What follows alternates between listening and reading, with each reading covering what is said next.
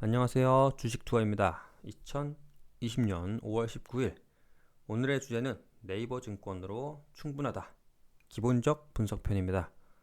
이 주제를 오늘 다루게 된 이유는 어제 그 공인인증서 관련 테마주 언급을 드렸을 때 이제 옥석을 가릴 때 필요한 기본적 분석, 기술적 분석 이렇게 언급을 하면서 좀 버벅된 부분이 있었는데 실질적으로 주식 투자를 할지 말지 고민하시는 분들과 입문자, 초보자 분들에게는 이 주식 시장에서 어떠한 용어들이 쓰이는지, 실질적으로 주식 투자를 잘 하기 위해서는 어떠한 용어에 대한 기본적인 지식을 갖고 있는지가 굉장히 중요하다고 생각이 들어서 이제 이 기본적 분석과 기술적 분석에 대해서 좀 방송 진행을 할 예정이고요. 오늘은 기본적 분석에 대한 내용을 한번 좀 설명, 강의라기보다는 하나하나씩 짚고 넘어가는 그런 시간을 갖도록 하겠습니다. 그 전에 어제 방송에서 언급드렸던 부분 한번 리뷰를 해보도록 할 텐데요. 이 5월 18일 방송 빼고는 제가 어제 방송하면서 작성한 메모입니다. 수출 대표주가 이번 주 전망이 괜찮다고 하면서 종목을 콕 집어서 삼성전자가 하나 나왔는데요. 원래는 한 종목을 직접적으로 언급하는 것은 이제 자제하려고 하고 앞으로도 잘 안 할 건데요. 이제 저도 모르게 이제 앞에 나와 있고 하니까 수출 대표주의 삼성전자를 콕 집어서 얘기를 드렸었는데, 삼성전자뿐만 아니라 수출 대표주, 뭐 자동차 부분이나 다른 업종들도 오늘 상승을 한 것을 확인할 수가 있습니다. 그리고 두 번째로 코로나 확산세가 꺾인다면 뭐 놀러가는 주, 여가. 어제 말씀드렸던 부분은 여행 관련주와 또 이제 여름 테마주 쪽에서도 좀 수영, 뭐 이제 놀러 갈 수 있는 거, 그리고 카지노 업종을 꼭 집어서 말씀드렸고, 항공 업종도 이제 유심히 모니터링을 할 필요가 있다라고 말씀을 드렸었는데요. 오늘의 그 나름의 성적은 다 좋습니다. 뭐 항공, 여행, 카지노 전부 다 대표적인 종목들도 많은 상승을 보였고, 그리고 마지막으로 공인인증서 관련된 것들은 어제 그 상한가 맞은 두 종목들은 또 올라가다가 약간의 오늘은 소폭 상승으로 마무리를 했는데요. 오늘도 마찬가지로 이 주 후반에 내일을 기점으로 해서는 좀 조심할 필요가 있다. 하지만 이게 중장기적 관점으로 봤을 때 이런 정보 보안 쪽 이런 업종들이 옥석을 잘 가리면 실질적으로 좀 중장기적으로 가져갔을 때 괜찮은 성적을 가져다 줄 것들이 분명히 있다라는 말씀을 드렸습니다. 그럼 본격적으로 어제 리뷰는 여기까지 하고 기본적 분석에 대해서 진행을 해보도록 하겠습니다. 네, 네이버 증권으로 충분하다 라는 제목과 마찬가지 제목대로 네이버 증권만으로 한 번씩 살펴보도록 할게요. 현재 시간은 2020년 5월 19일 그 11시 30분을 지나고 있어서 미국 시장 모습은 이렇게 진행이 되고 있습니다. 기본적 분석에 앞서서 한 종목을 선택해서 한번 보도록 할게요. 기본적 분석이라 함은 그 주식의 내재적 가치를 분석해서 미래 주가를 예측하는 분석 방법이라고 볼 수가 있습니다.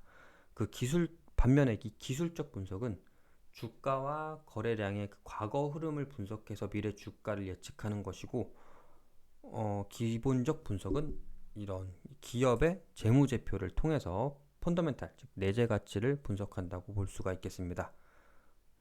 이 네이버 증권 화면에서는 여기 있는 재무, 종합에 나와 있는 부분도 포함이 되긴 한데 일단 재무에 나와 있는 항목 하나하나를 보도록 하겠습니다.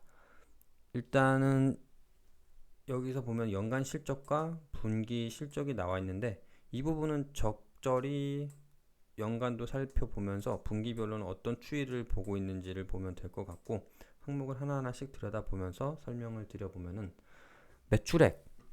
매출액은 말 그대로 그 기업이 제공하는 상품, 재화나 서비스를 통해서 벌어들이는 수익이라고 볼 수가 있습니다.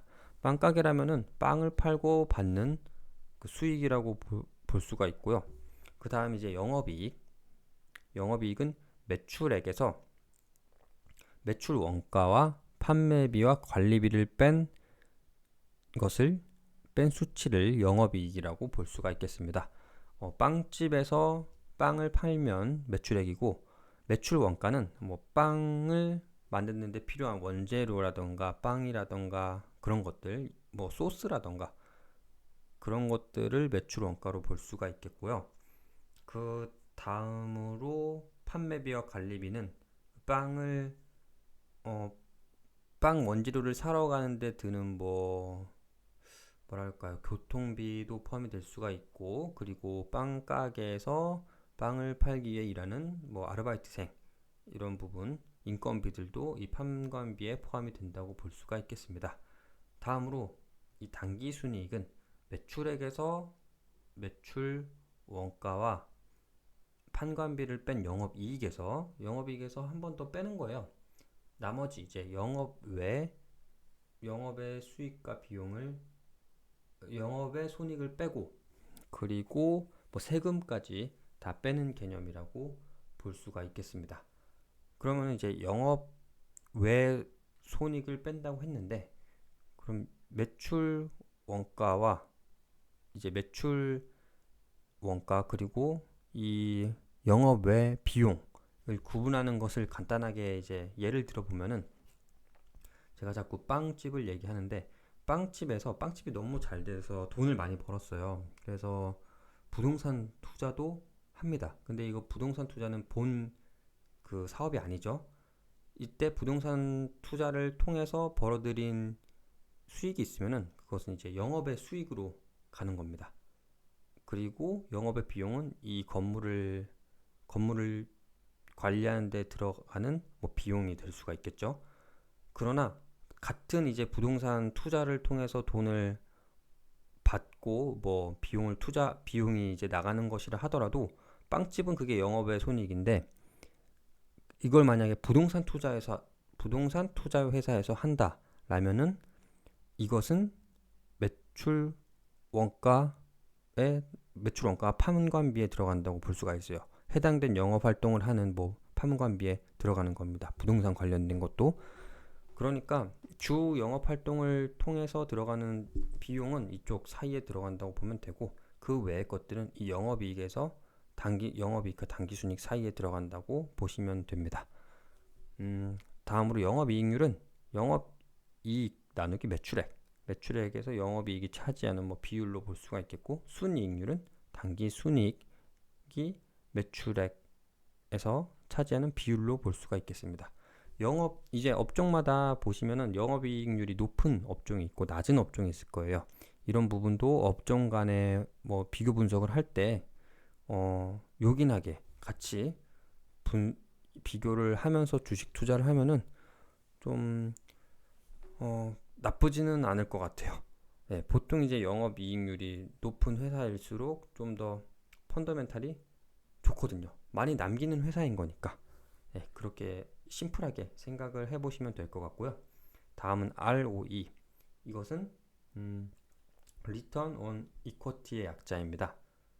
즉 자기 자본 이익률, E가 이퀄티, 자기 자본을 투여해가지고 얼마나 리턴을 냈는지, 자기 자본 대비 얼마만큼의 이익을 나타냈는지를 보여주는 지표입니다. 자기 자본 이익률. 그러니까 이 숫자는 높으면 높을수록 좋은 거예요. 그리고 그 다음에 이제 부채 비율. 부채 비율은 부채 나누기 자기 자본이라고 볼 수가 있겠습니다. 뭐 상식적으로 부채가 낮으면 낮을수록 좋고, 높으면 높을수록 이자도 많이 나가고, 좀 더 재무 건전성이 좀 약간은 더 위험하다고 볼 수 있는, 극단적으로 말씀드리면은 뭐 부도 위험도 높고, 그런 리스크가 있다라고 보실 수가 있겠습니다. 다음은 당좌 비율입니다. 당좌 비율은 당좌 자산을 유동부채로 나눈 비율입니다. 일단은 두 가지 다 말씀을 드려야 될 것 같은데, 당좌 자산이라 하면은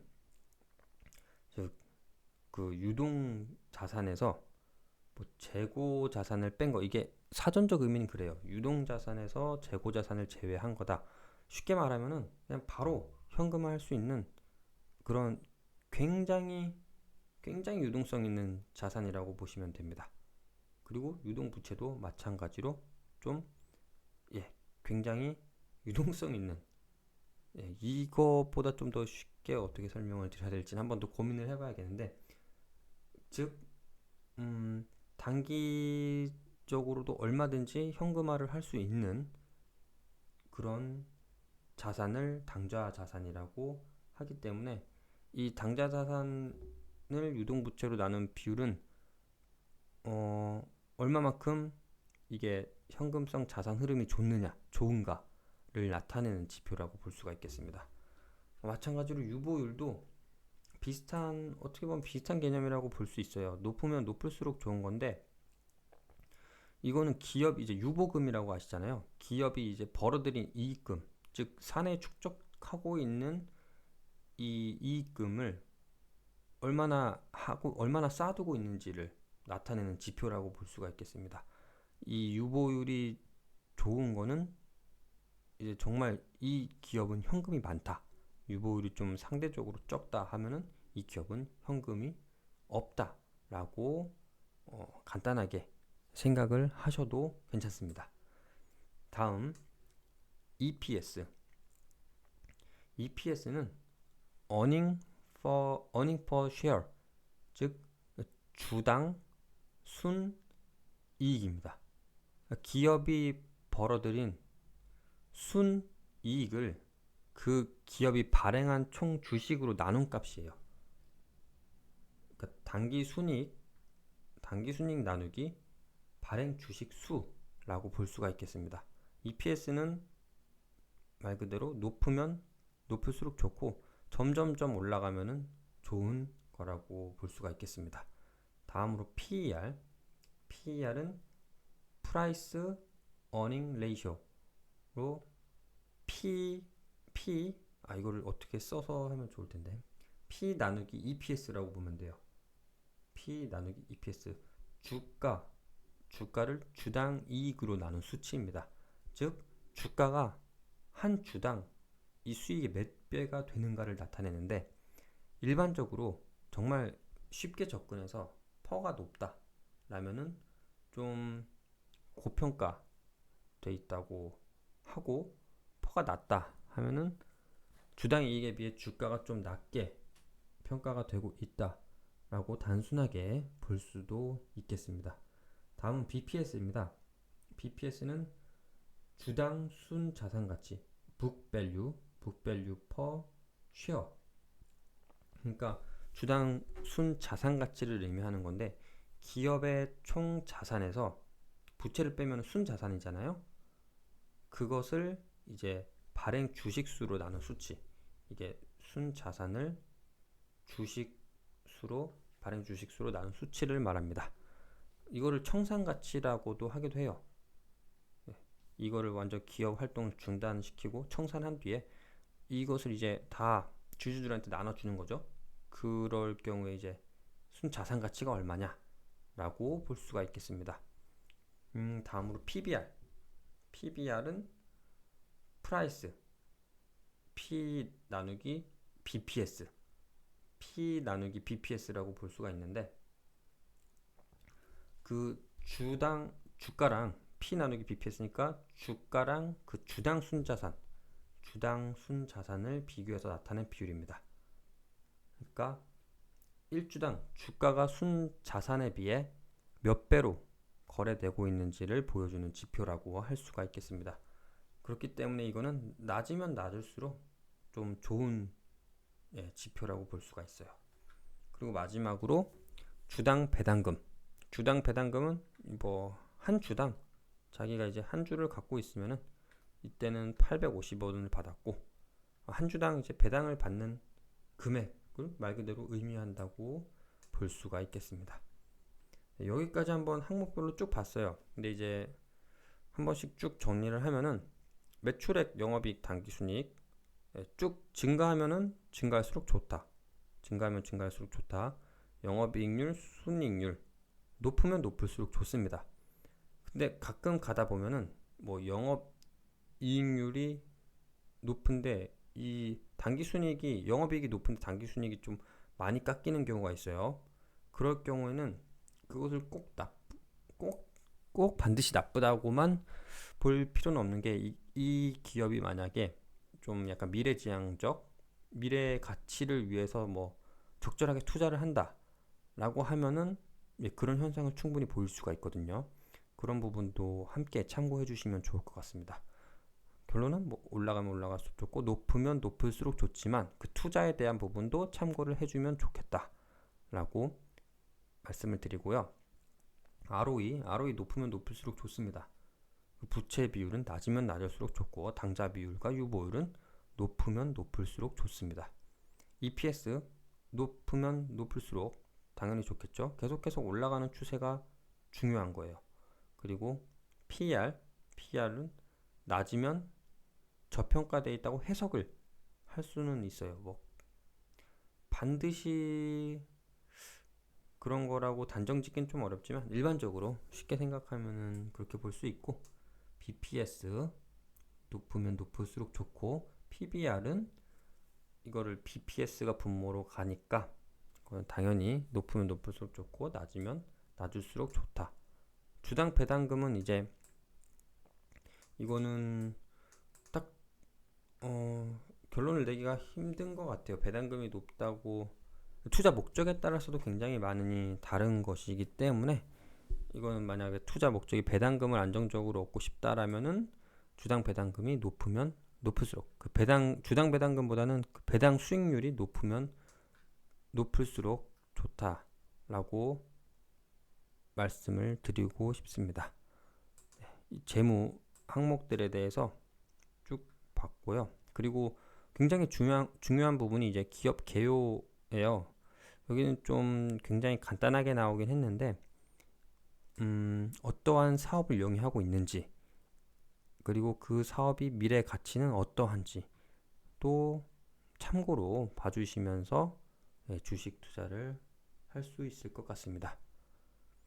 네, 오늘은 여기까지 방송을 하도록 할게요. 그리고 다음에는 기본적 분석에 이제 못 다뤘던 내용이 있다면 그 부분을 좀 다뤄보도록 하고, 그리고 이제 기술적 분석에 대한 내용들도 한 번씩 짚고 넘어가는 시간을 갖도록 하겠습니다. 구독과 좋아요 필수입니다. 지금 구독과 좋아요 많이 눌러주시면은 제가 좀 더 많은 정보를 전달 드릴 수 있도록 하겠습니다. 방송 마치겠습니다. 감사합니다.